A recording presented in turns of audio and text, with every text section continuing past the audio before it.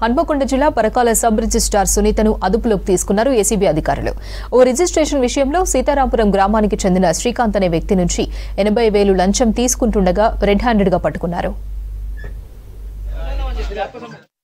సీతారాంపూర్ పరకాల మండలం నివాసి అయినటువంటి లడే రాజేశ్వరరావు దంపతులకు 1173 గజాల జాగా ఉంది.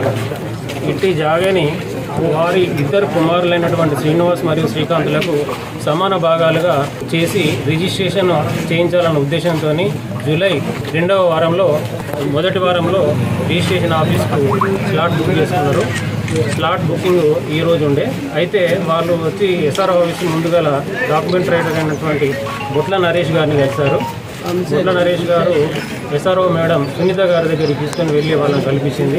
అయితే వీరి రిజిస్ట్రేషన్ చేయడం కొరకు అవి 4 భాగాలుగా చేసుకుంటున్నారు కాబట్టి ఒక్కొక్క భాగానికి 20,000 చొప్పున టోటల్గా 80,000 రూపాయలు ఇస్తే నేను రిజిస్ట్రేషన్ చేస్తాను, లేకుంటే లేదు అని చెప్పి ఖచ్చితంగా చెప్పడంతో వారికి డబ్బులు ఇచ్చి పని మా ఏసీబీ ఆఫీస్కి వచ్చి శ్రీనివాస్ గారు దరఖాస్తు చేశారు. 22వ తారీఖు నాడు వచ్చి దరఖాస్తు చేశారు.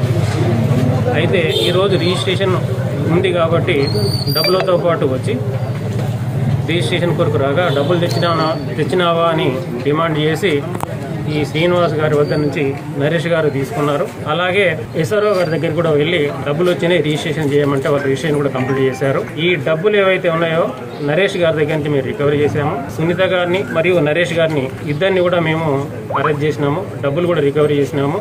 వీరిద్దరిని రేపు ఏసీబీ కోర్టులో ప్రొడ్యూస్ చేస్తాము.